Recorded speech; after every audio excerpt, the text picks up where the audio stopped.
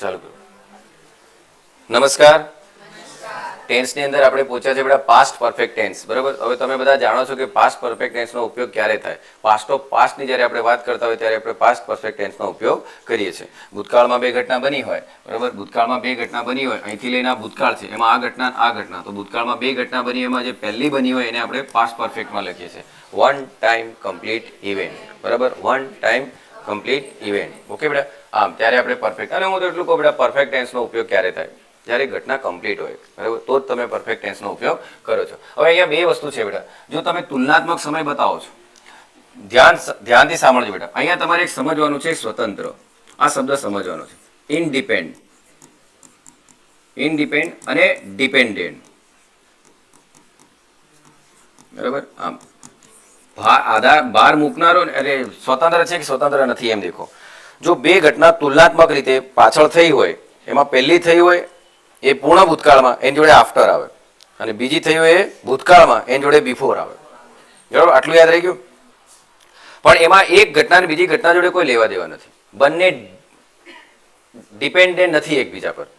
બરાબર, પણ જો એવું આવી જાય ને ડિપેન્ડન્ટ થઈ જાય, ડિપેન્ડન્ટ થઈ જાય એનો મતલબ એ કોઝ અને ઇફેક્ટ આપે, રીઝન અને રિઝલ્ટ આપે, તો પછી બંને ભૂતકાળમાં લખવાની. બરાબર, આટલું સમજી ગયા બેટા, કામ થઈ ગયું. ચાલો ओके, तो देख लो यहाँ શું કીધું, यह पास्ट की किसी भी दो घटना का तुलनात्मक समय बताता है जिससे ये घटना का समय दूसरी घटना के समय से पहले होता है. इस परिस्थिति में पहली घटना जो पास्ट परफेक्ट में तथा पास्ट परफेक्ट એટલે બેટા हेड जोड़े थर्ड फॉर्म तथा उसके बाद वाली घटना को subsequent action past independent tense में रखा जाता है. तो देख लो बेटा, અહીંયા देख लो, આ વાક્ય વાંચો એટલે આપણું તમને ખબર પડી જશે. તો I had slept before he return home. તો એને દેખો, એ ઘરે આવ્યો એની પહેલા હું ઊંઘી ગયો કે નહીં બેટા. બરાબર, તો એનો મતલબ આવ્યો એની પહેલા આ ઘટના થઈ ગઈ બેટા. હવે એવું છે કે આ કારણ છે પેલું પરિણામ છે? ના, બંને પોતાની રીતે સ્વતંત્ર છે. બરાબર, આનું આવું અને આનું ઊંઘવું બંને અલગ અલગ છે કે નહીં બેટા. આમ she had compose a poem, એને પોઈમ કમ્પોઝ કરી દીધી, સંકલન કરી દીધું હતું પોઈમનું. બરાબર, before I wrote a story, હું સ્ટોરી લખું એની પહેલા તો એને કમ્પોઝ કરી દીધું હતું. બરાબર બેટા, આમ તો I had completed my work by 5 PM. દેખો, બાય એટલે બેટા પરફેક્ટ ટેન્સ જ બતાવે. બરાબર, પણ યસ્ટરડે બોલ્યા કે નહીં, તો એનો મતલબ ભૂતકાળ નહીં, પરફેક્ટ વાત તો પાસ્ટ પરફેક્ટ આવે કે નહીં. આમ તો હેડ કમ્પ્લીટેડ માય વર્ક. દેખો, they had won the match before 7 PM. એનો મતલબ 7 વાગ્યા પહેલા આ લોકો મેચ જીતી ગયા હતા બેટા, પણ વાત પાસ્ટની છે કે નહીં. હવે દેખો, અહીં ભવિષ્ય આવી જાય તો પછી વિલ હેવ વોન આવતું કે નહીં બેટા, કારણ કે બિફોર એ એવું વાત કરે છે કે ભાઈ આની પહેલા થઈ ગયું છે એમ. બરાબર, પણ તમને એડવર્બ ઓફ ટાઈમ ખબર હોવી જોઈએ. હવે તમે કહેશો સાહેબ અમને કઈ રીતે પરીક્ષામાં ખબર પડે કે બિફોર હોય તો અહીં વિલ હેવ જોડે થર્ડ ફોર્મ લખીએ કે હેડ જોડે થર્ડ ફોર્મ લખીએ કે હેવ જોડે હેઝ જોડે થર્ડ ફોર્મ લખીએ. યાદ રાખજો બેટા, તમને એક એવું હિન્ટ આપેલી જશે, બરાબર, એડવર્બ ઓફ ટાઈમ વાળી હિન્ટ તમને મળેલી જશે. બરાબર, આમ અથવા આગળ લખેલા બે વાક્યોના કન્ટેક્સ્ટ પરથી આપણે સમજી જવું પડશે. હવે સમજ્યા બેટા? આમ એટલે જે તે વાક્યની પરિસ્થિતિ દેખવાની આપણે બેટા. બરાબર, આમ એટલે પહેલા તમારે શું કરવાનું ખબર, જે સબોર્ડિનેટ ક્લોઝ કયું છે, મેઇન ક્લોઝ કયું છે, મેઇન ક્લોઝમાં કઈ વાત થયેલી છે, તઈ કઈ વાત થયેલી છે, આવું સમજીને જ જવાબ સુધી પહોંચજો બેટા. તો બે ઓપ્શન તો સટ લઈને એમ જ નીકળી જશે, બે ઓપ્શન તો એના પરથી જ નીકળી જશે. બરાબર, ઓકે બેટા. ચાલો પછી આઈ bought a car after you had bought a house. દેખ લો, તું ઘર ખરીદ લે એના પછી. બરાબર, એનો મતલબ દેખો, એને શું કીધું બેટા, તો પહેલા આ કામ થઈ ગયું પછી આ થશે કે નહીં. આમ, અને મેં તમને ચોખ્ખું કહું છું બેટા, આફ્ટર પછી પૂર્ણ ભૂતકાળ. બરાબર, હેડ જોડે થર્ડ ફોર્મ અને બિફોરમાં ભૂતકાળ ખાલી એમ.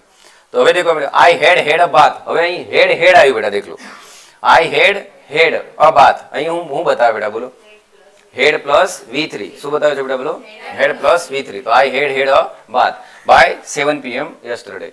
હવે અહીંયા બેટા એક્શન છે ના, બરાબર, માલિકી છે. બરાબર, આમ શું છે બેટા, એની માલિકી છે. આમ મીન્સ કે અહીંયા હેડ જોડે થર્ડ ફોર્મ લીધું છે. બરાબર, ચાલો, આઈ હેડ બીન ઇન ડાયલેમા. દેખ લો, ડાયલેમા એટલે દુવિધા.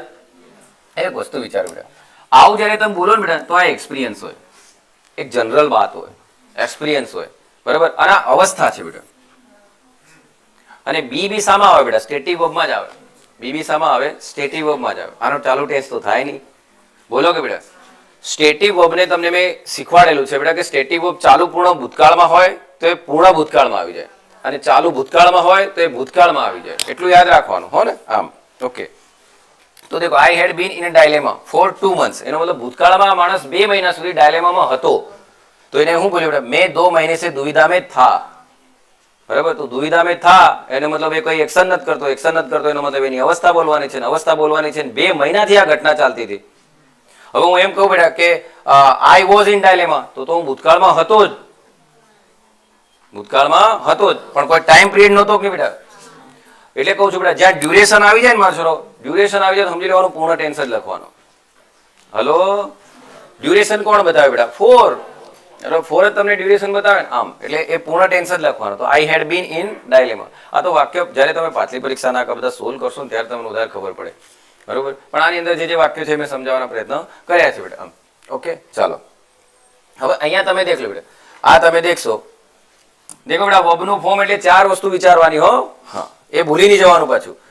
देख लो, तुलनात्मक समय दिखाने के लिए इस तरह से वाक्यों में कनेक्टिव एडवर्ब्स होते हैं, before, after, by, when, hardly, no sooner, as soon as. तो देख लो बेटा आ બધા શું કરે બેટા? ટાઈમ બતાવે કે નહીં? ચલો મને એમ કહો, એજ सून एज શું બતાવે? એજ सून एज એટલે જલ્દી એમ જ કહે છે કે નહીં? તો ટાઈમ બતાવે કે નહીં? હે, એઝ ફાર એઝ શું કરે છે? ટાઈમ જ બતાવે છે. બરાબર, વાઇલ શું કરે છે? ટાઈમ બતાવે. અનટિલ ટીલ શું કરે? ટાઈમ બતાવે. તો એડવર્બ ટાઈમ જ થયા કે આમ. तो પછી નો સુનર, हार्डली, वेन, बराबर आ બધા टाइम बतावे. હવે एक वस्तु समझो, आने जे कीधुं ए देखो, पास्ट का दिया हुआ कोई समय या किसी घटना के समय के पहले जो कार्य घटित या संपादित होता है उस टेंस हमेशा पास्ट परफेक्ट में होता है. तो साहब कई रीते? बिफोर ही रिटर्न, देखो इज कंप्लीटेड. आ બધા વાક્ય આપણે ભણ્યા કે નહીં બેટા? હવે અહીંયા થોડું देखવાનું છે આપણે, તે देख लो. आ समझो बेटा, अगर कोई भी 2 कार्यों को एक ही समय पर किया जा रहा हो तब दोनों कार्यों का टेंस आवश्यकता अनुसार पास्ट इंडेफिनिट और पास्ट कंटिन्यूअस में लिखा जाता है. तो देख लो, एंड बराबर, एंड थी जયારે તમે જોઈન કરો, 2 ઘટના એક જ સાથે ચાલી રહી છે. 2 ઘટના એક જ સાથે ચાલી રહી છે. वो गा रहा था और मैं, બંને એક સાથે ચાલી રહી છે. એનો તો બંને પૂરી નહોતી થઈ, એ ટાઈમ દરમિયાન આ બંને એક્શન ચાલુ હતી. પણ દેખ લો, તો સબઓર્ડિનેટ કન્જક્શન તમે એન્ડ વાપરી બેટા.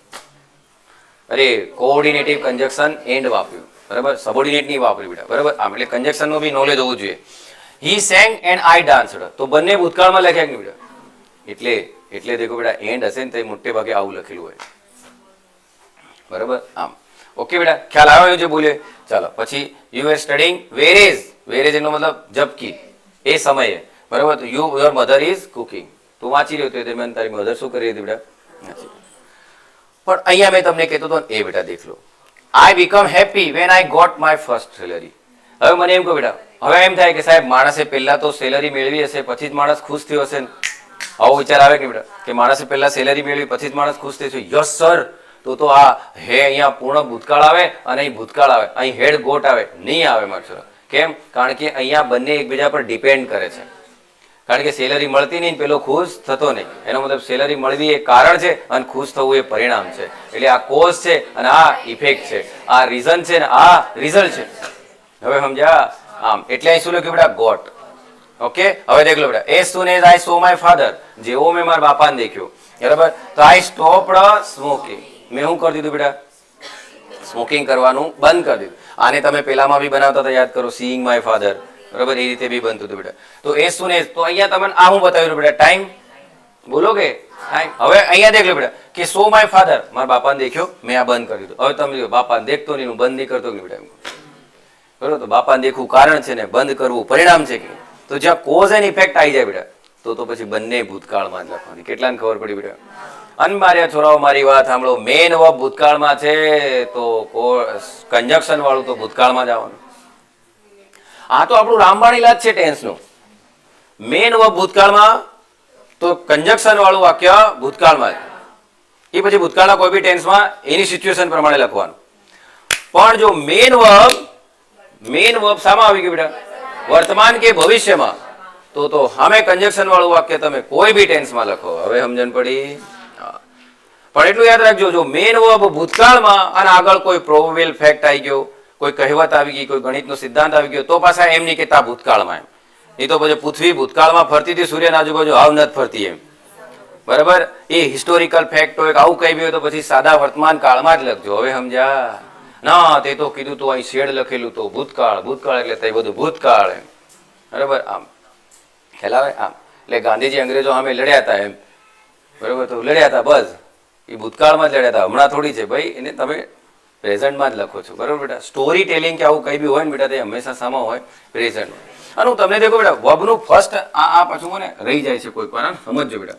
વર્બનું ફર્સ્ટ અને પાંચમું ફોર્મ જે છે ને બેટા, એ તમારું શિડ્યુલ ફ્યુચર ઇવેન્ટ પણ બતાવે. આમ યાદ રાખજો આને, આને ભૂલી નહીં જતા બેટા. આ તમારું શિડ્યુલ ફ્યુચર ઇવેન્ટ જે તમારા હાથમાં નથી, તમારા હાથમાં નથી, જે થવાનું જ છે, બરાબર. શિડ્યુલ ફ્યુચર પ્લાન, શું બોલાય બેટા, બોલો. શિડ્યુલ ફ્યુચર પ્લાન જે તમારા હાથમાં નથી, તો આપણો એનો ઉપયોગ આપણે કરીશું, બરાબર. એ તો વાક્ય દેખશું તો ખ્યાલ આવે. તો બોલો બેટા, no sooner did I see my father, તો નો સુનર ડીડ ધેન આવે કે નહીં, બરાબર. નો સુનર તો દેખો બહાર મૂક્યો કે નહીં બેટા, તો કોને આગળ લીધું, ડીડ ને, તો અહીં શું વાપર્યું, ધેન, બરાબર. તો નો સુનર ડીડ ધેન. સાહેબ ધેન કેમ વાપર્યું, એટલે ઈઆર છે, તો ઈઆર છે તો શું લેવું પડે બેટા, ધેન. ઓકે બેટા. આમ પછી દેખ લો, તમે દેખશો બેટા કે hardly did I see my father, બરાબર. હાર્ડલી સ્કાર્ટલી રેરલી બેરલી આવું લખું તો જે તે ટેન્સનું સહાયકારક પછી વેન આવે કે નહીં બેટા, બરાબર. આમ તો જ્યારે મારા છોરાઓ ડિપેન્ડન્ટ વસ્તુ હોય તો તમે પછી એ વેમાંથી બહાર આવી જજો કે એક ભૂતકાળ તો એક પૂર્ણ ભૂતકાળ.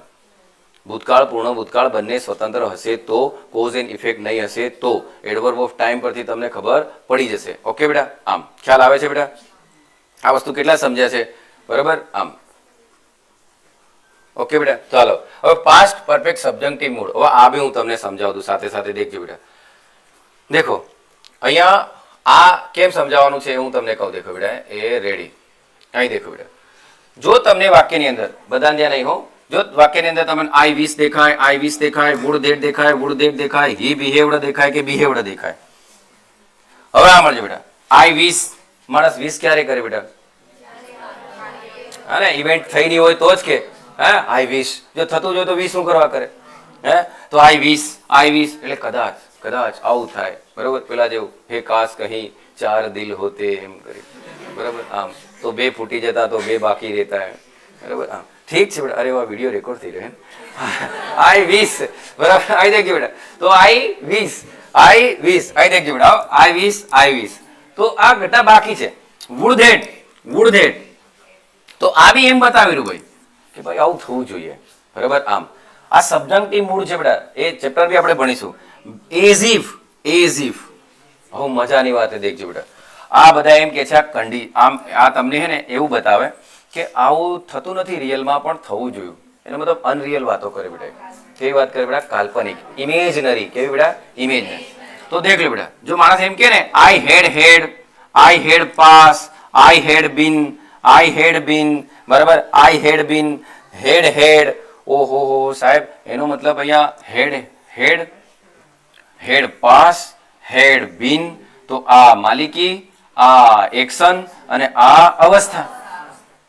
તો સાહેબ આઈ હેડ બીન હોય એ તો પૂર્ણ ભૂતકાળની અવસ્થા છે, પણ જેવું બેટા આની જોડે વુડ ધેટ લાગી જાય ને તો પૂર્ણ ભૂતકાળ નહીં કહેવાય, ભૂતકાળ જ કહેવાય. અને ભૂતકાળની કાલ્પનિક વાત હોય, બરાબર. તો આ શું કર્યો ખબર, હવે આ એમ કર્યો કે કાશ મેરે પાસ બહુત પૈસા રહા હોતા, એનો મતલબ નથી કે નહીં બેટા ભૂતકાળમાં, એનો મતલબ ભૂતકાળમાં નહોતા કે નહીં એની જોડે.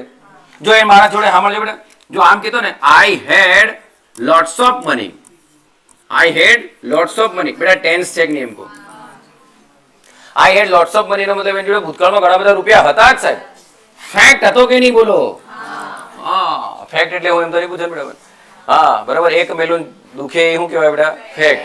તો આ આઈ હેડ લોટ્સ ઓફ મની, બરાબર. આમ પણ જો માણસ એમ કે કદાચ યાર મારા જોડે ઘણા બધા રૂપિયા હોત યાર, બરાબર. આમ હું જેઠાલાલ, બરાબર, ઘણા બધા રૂપિયા હોત તો એમ હું જેઠાલાલ. તો દેખ લો નથી કે નહીં બેટા, તો માણસ શું બોલશે, આઈ વિશ, વુડ ધેટ, એઝ ઇફ, આમ કઈ બી બોલશે કે બેટા. તો હેડ એનો મતલબ પૂર્ણ ભૂતકાળ, એ ભૂતકાળ બતાવેલું છે, બરાબર. એટલે હેડ જોડે થર્ડ ફોર્મ બેટા ખરેખર તો પૂર્ણ ભૂતકાળ હોય, પણ શું બતાવે બેટા બોલો. તમે આનું ગુજરાતી કરો. દેખો, કાશ મેં કવિ રહા હોતા જબ મેં ઉસસે મિલા થા, બાપ રે બાપ, બરાબર. એટલે જ્યારે મળ્યો તો ત્યારે હું કવિ હોત તો ઘણું સારું હતું, કંઈક આમ રોમેન્ટિક વાતો કરતો એમ, બરાબર. આમ સમજ્યા.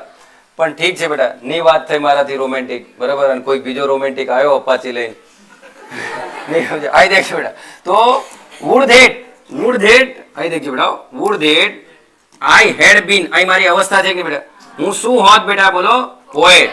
વેન આઈ મેટ હર, જ્યારે એને મળ્યો હતો, તો આ ભૂતકાળ છે કે બેટા એમ. અને આ હવે સમજો બેટા, આ પૂર્ણ ભૂતકાળ નથી બેટા, ખરેખર ભૂતકાળ જ છે. કેમ? would had છે.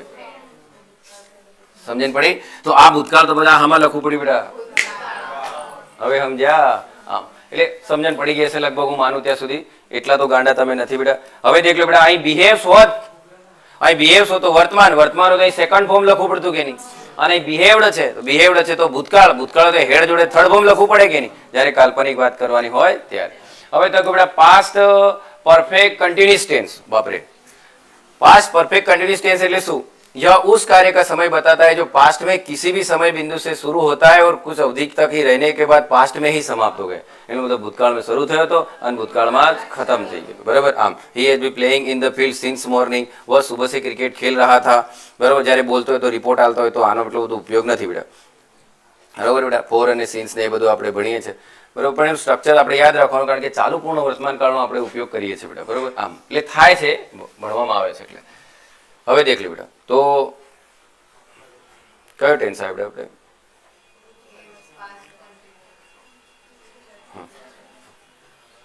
એક જ મિનિટ બેટા, ચાલો એક જ મિનિટ. આને પાછું ભણી લઈએ ને પાછું એમ થાય કે સાહેબ નહીં ભણાવ્યું. બરાબર? સાહેબ તો કામચોર છે એમ કેવા. બરાબર? ચાલો અહીં દેખજો બેટા.